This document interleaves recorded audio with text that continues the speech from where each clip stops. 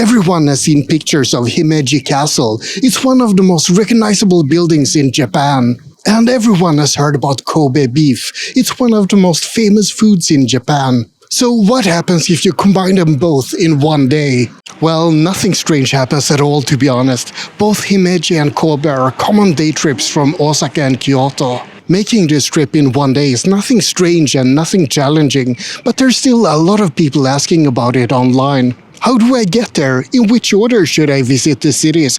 Is Kobe beef actually worth it? Today I'm gonna tell you everything you need to know about visiting Himeji and Kobe in one day.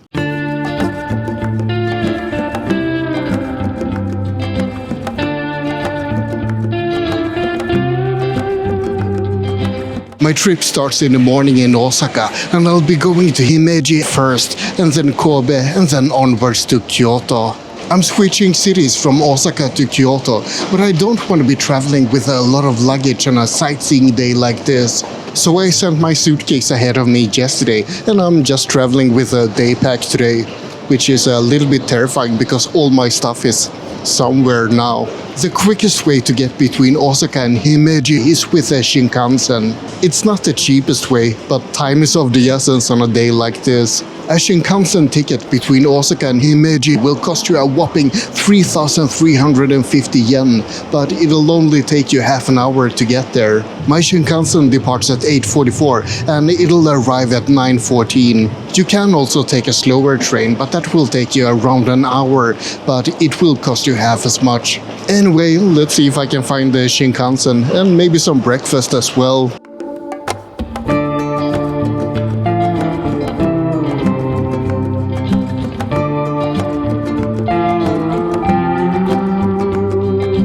Once you get to Himeji, you want to get to the castle. You can either take a walk there and it'll take around 20 minutes, or you can take a bus for a couple of hundred yen, or you can take a taxi for, well, quite a bit more than a couple of hundred yen, but it still won't be all that expensive. I'll see if I can grab a bus myself. That one seems to be departing. Ooh, let's go.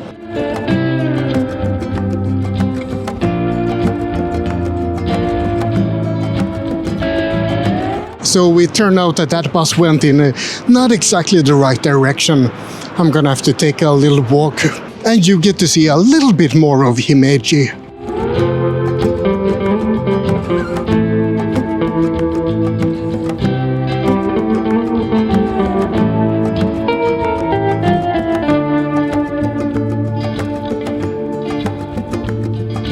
Himeji Castle was built in the year 1333, and it's the largest and most visited castle in all of Japan. It's called the White Heron Castle, and it's a brilliant example of Japanese castle architecture. The wide exterior and the flowing design reminds people of a bird taking flight, and that's where the name White Heron comes from. Entering the main keep will cost you 1,000 yen, and yeah, you really should if you've gotten this far.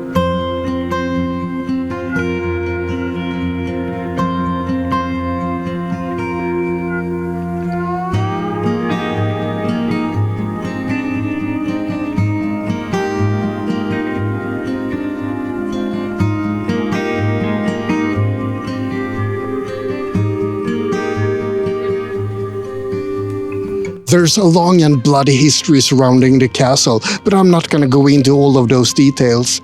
This video isn't all about the Himeji Castle after all. We have a lot more to see today.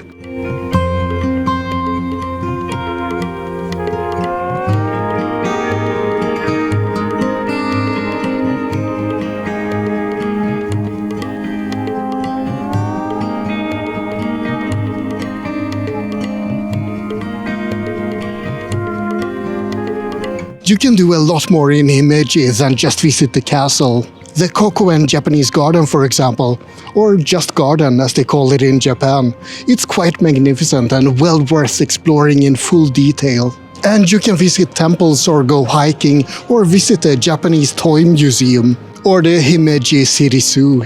But I'm actually gonna skip all of those other things to do in Himeji and head back to the train station. There's a lot of things to do in Kobe as well. The time right now is around 11:30, and I'm gonna see when the next Shinkansen to Kobe is. You can take slow trains as well, but we're talking about a difference between 15 minutes and over an hour. Also, the Shinkansen will take me to the Shin Kobe station, and other trains might get me to the Kobe station. Kobe has multiple train stations, and Kobe station is not the same as Shin Kobe station, so keep that in mind. What's this? In the middle of Himeji, they have a statue of me.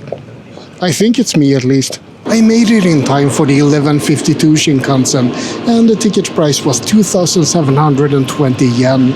That's for an unreserved seat. I'm not sure if it costs more for a reserved seat, but I would assume so.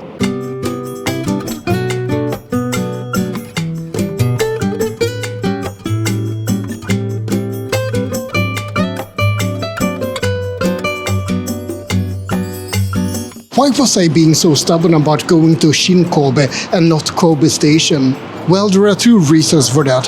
First of all, it might look like a sunny day right now, but it's gonna rain in a couple of hours. And secondly, the first thing I wanna do in Kobe is visit the Nunobiki Herb Gardens, which are right next to Shin Kobe Station. Or rather, not the gardens themselves, but a ropeway leading up to the gardens.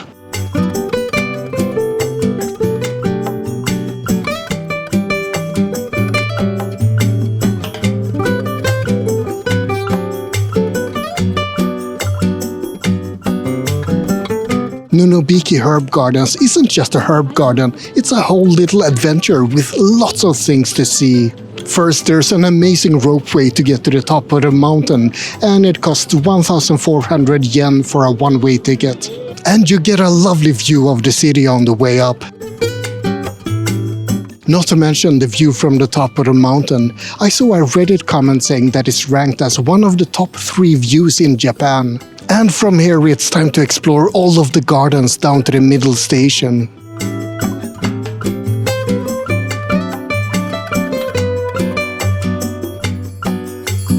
There's a Rose Symphony Garden, a Lavender Garden, a Four Seasons Garden, and a lot more. There's also a museum, a cafe, and lots of other places to explore. It's an absolutely lovely place to visit, even if you're not into gardening yourself. They call this the Lavender Garden, but I think I have to say that the tulips are a little bit more eye-catching. And you mustn't miss the Lily Garden or the Oriental Garden or Kase no Oka at the mid-station. Kase no Oka means Hill of the Winds, but don't try to Google it. All you'll find is a webpage for a crematorium.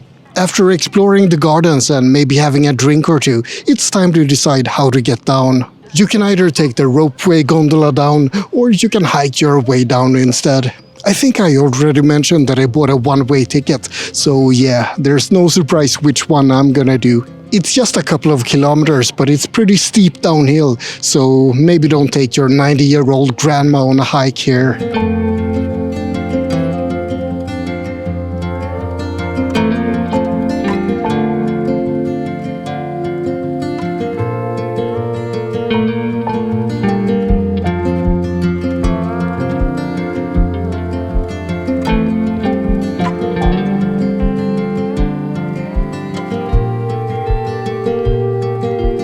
If you decide to hike down, you'll pass the Nunobiki Falls, a famous set of waterfalls in Kobe.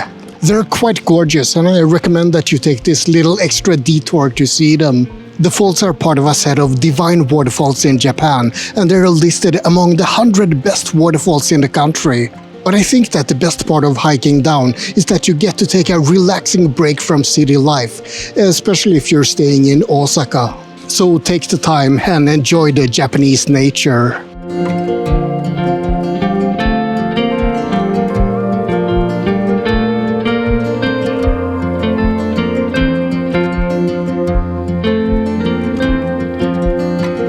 I'm back at Shin Kobe. It's early afternoon and it hasn't started to rain yet.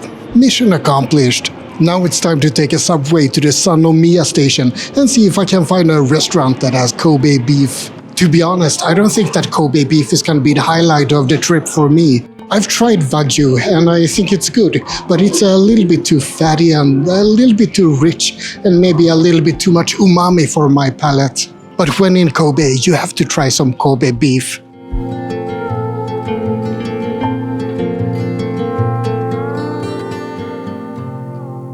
I tried to book a teppanyaki restaurant in advance based on recommendations I saw online. The problem is that even when I tried to book a month in advance, they didn't have a spot at my requested time. I didn't want to walk in and just grab some place at random, but I guess that's just what I'll have to do. Once you find a restaurant, you also need to decide what grade of beef to eat. Kobe beef is famous because it's extremely fatty, and the grades range between B1 and A5. A5 is the best, but I'm not gonna bother with A5. I'm a 3-star Vagabond, not a 5-star Vagabond. You can also see beef graded according to the BMS scale, which concerns the marbling of the meat. But most likely you don't have to worry about that. I think that most restaurants here are gonna use the B1 to A5 system. Oh, and in case you're wondering what the difference is between Wagyu beef and Kobe beef, Wagyu is a type of cattle, and Kobe beef is Wagyu from Kobe. Kobe beef is supposed to be extra special, but to be honest, I think it's mostly about the branding and marketing. It can't be that much of a difference.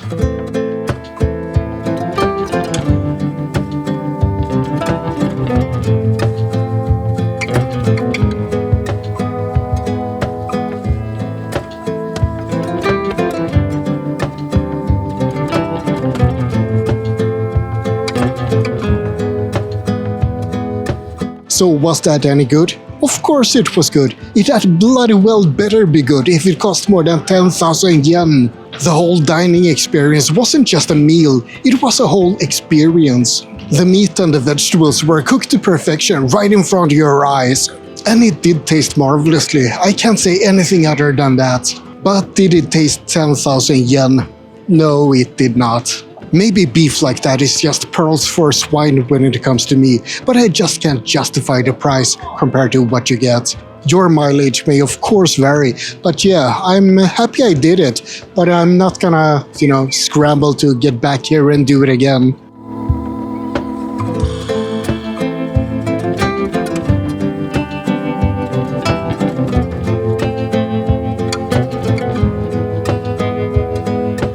Now, after I've stuffed my face with beef, I'm gonna head to the Kobe Harborland district. It's a shopping and entertainment area of Kobe, filled with restaurants and activities. One of the streets there is called the Gaslight Street, because it's, lit up by gaslights at night.